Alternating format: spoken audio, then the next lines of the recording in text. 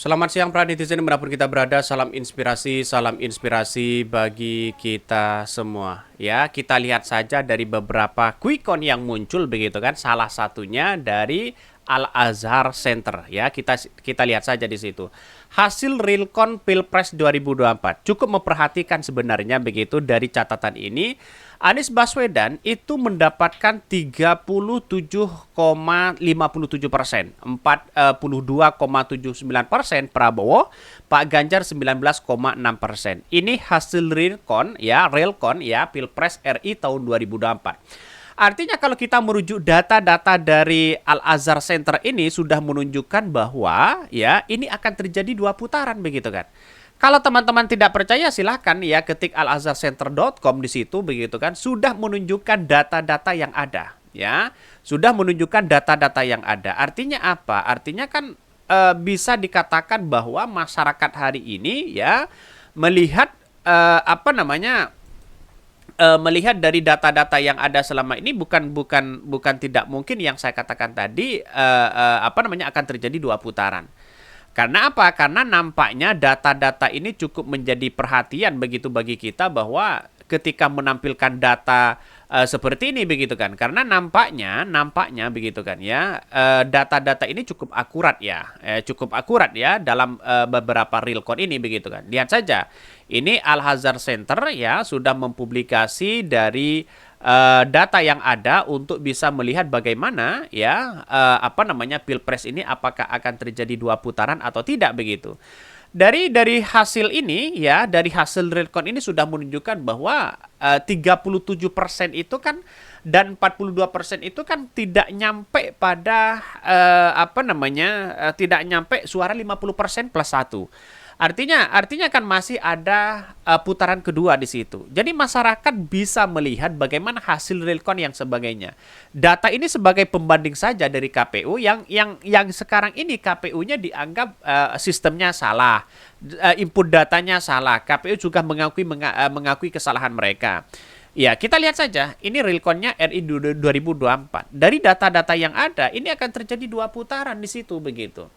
Kalau memang KPU sudah 60%, ini sudah hasil ya 95% di situ begitu. Sudah menunjukkan data-data itu sudah terkumpul semua sebagian mereka begitu kan ya. Karena ini masih update ya, masih update di situ begitu. Bahkan ini dari Realcon ya catatan dalam Pilpres ini mari kita baca yang di bawah ini Realcon Pilpres dihasilkan dari form C ya C1 setiap TPS di seluruh tanah air yang dikumpulkan oleh ribuan relawan kawal pemilu. Nah, di situ sudah kelihatan begitu kan ya kawal pemilu bagaimana melihat melihat data-data C1 di situ begitu. Jadi mereka jadi satu begitu. Kalau sudah jadi satu seperti ini kan bukan tidak mungkin yang saya katakan tadi bahwa wah ini ada nuansa kemenangan di situ begitu kan. Dalam nuansa kemenangan itu dalam artian bisa jadi dua putaran begitu kan. Ya masyarakat harus menjagalah ya mengawal betul begitu bagaimana dengan hari ini karena nampaknya hari ini kalau kita merujuk data-data yang seperti ini begitu kan ya sudah kan kelihatan mereka begitu. Jadi ini sudah realcon ya dari dari Al-Azhar Center begitu. Kita akan buktikan bersama apakah ini benar atau tidak begitu tanggal 20 Maret 2024. Karena nampaknya tanggal 24 Maret itu sudah menunjukkan data-data yang akurasinya muncul begitu kan.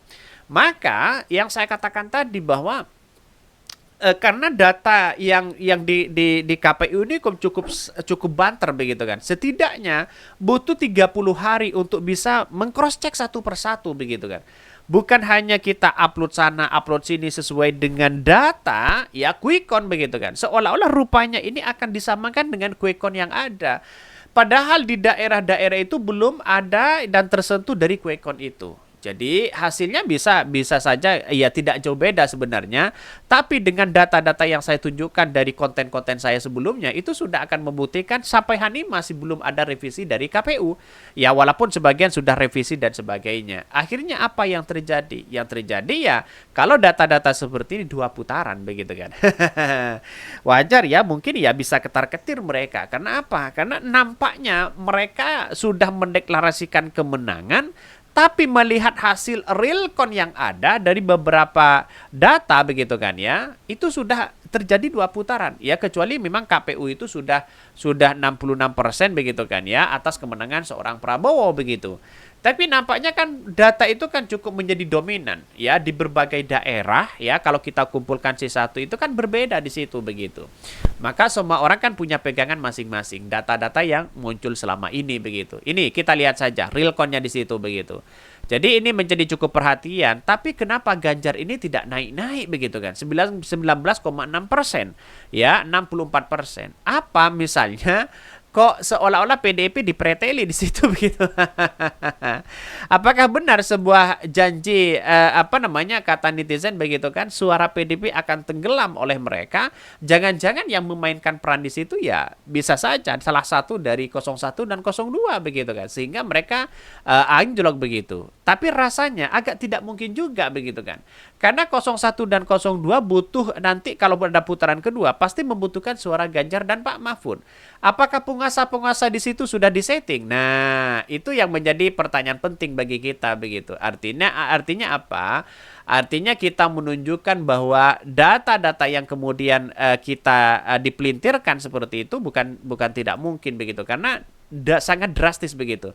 Karena PDIP ini tidak sesuai dengan apa yang kita lihat. PDIP ini kok masih menjadi nomor 1 di situ begitu kan ya suaranya di parlemen.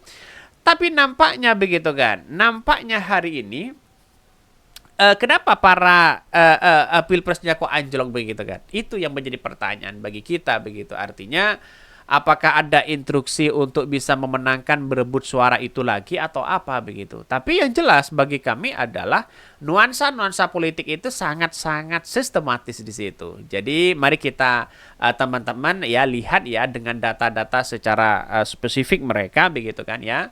Dengan adanya situasi politik yang tidak menentu hari ini, mari kawal bersama ya apa yang terjadi di lapangan. Karena data-data yang muncul ini selain KPU sudah banyak yang mengatakan bahwa wah ini ada nuansa yang kemudian